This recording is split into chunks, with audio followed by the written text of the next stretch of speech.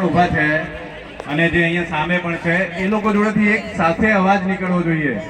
નમઃ પાર્વતી પતે હર હર મહાદેવ હર. જય પરશુરામ. આપણે પરશુરામ વંશજ છીએ, તો પરશુરામ દાદાના જો સાનિધ્યમાં આપણે અહીંયા ઉપસ્થિત થયા હોઈએ, એમના દર્શનનો લાભ આપણે લીધો હોય તો આપણે એમનું ઋણ ચૂકવવું જોઈએ.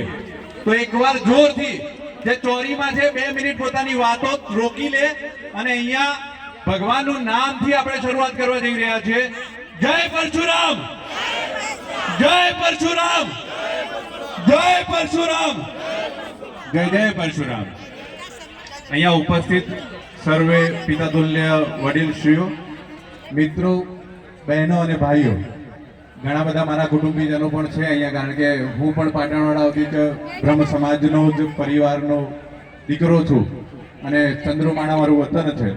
તો જ્યારે સમાજનું નામ આવતું હોય ત્યારે હંમેશા આપણે કર્મ કરતા હોઈએ એમાં પહેલા નંબરે સમાજ માટે આપણે ઋણ ચૂકવવાનું હોય. તો એના માટે સૌ પ્રથમ પરશુરામ ધામ જે આપની સામે છે, જે આ પૂરા ભારતની અંદર ગર્વ લઈ શકાય એટલી 40 ફૂટ ઊંચી પરશુરામ દાદાની મૂર્તિની સ્થાપના નો હિસ્સો એ પાટણવાડા સમાજના ભાગે જાય, કારણ કે હું પાટણવાડા સમાજનો છું. પરશુરામ ધામ એ પરશુરામ દાદાનું છે અને પરશુરામ દાદા આપણા જેના આપણે વંશજ છીએ એમનું છે. તો અહીંયા કોઈ એવું નહીં વિચારવું જોઈએ કે આ પરશુરામ ધામ કોઈ વ્યક્તિનું છે. આ પરશુરામ ધામ છે દરેક જે બ્રાહ્મણના ડાભા ખભે જનોઈ છે એ દરેક બ્રાહ્મણ માટે આ પરશુરામ ધામ છે. એ સિવાય અમે લોકો હર વખતે જાહેરાત કરતા હોઈએ છીએ કે કોઈ પણ બેન દીકરીને અડધી રાત્રે જરૂરત પડશે ત્યારે પણ પરશુરામ ધામના દરવાજા હંમેશ માટે ખુલ્લા છે. કોઈ પણ જરૂરિયાત હોય ત્યારે પરશુરામ ધામ હંમેશા એમની વારે ઊભું છે. આપણી વચ્ચે જુગલભાઈ લોખંડવાલા ઉપસ્થિત છે. જ્યારે તેઓ પ્રથમવાર સાંસદ બન્યા હતા, રાજ્યસભા સાંસદ બન્યા હતા, અને જે સમયે એમનું નામ ડિક્લેર થયું ત્યારે ઘણા બધા અહીંયા સાક્ષી છે કે એ વખતે આપણો પહેલો વિદ્યાર્થી પારિતોષિકનો કાર્યક્રમ વિશ્વકર્મા વાડીમાં હતો અને એક જ અવાજે એ સાંસદ બન્યા એ જ દિવસે એમને સન્માન કરવાની ભીડ હતી, છતાં પણ એમના કપાળે તિલક થયું અને પહેલું જ બ્રાહ્મણોના આશીર્વાદ લેવા માટે ત્યાં આગળ આવ્યા હતા. તો જુગલભાઈ લોખંડવાલા હંમેશા આપણી વચ્ચે ઊભા રહ્યા છે અને એમની ખાસ વાતો એ કહીશ કે તેઓ ક્ષત્રિય છે અને બ્રાહ્મણની વારે તો હંમેશા ક્ષત્રિય હોય જ, પણ તેઓ પોતાને હંમેશા જ્યારે ઓળખાણ આપે છે ત્યારે બ્રહ્મ ક્ષત્રિય તરીકે ઓળખાણ આપે છે.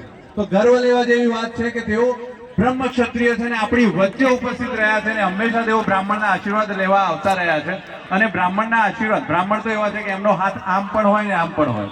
હવે સામેવાળો વ્યક્તિ શું માંગે છે એના ઉપર ડિપેન્ડ કરતું હોય છે કે બ્રાહ્મણ હાથ કેવી રીતે લંબાવે.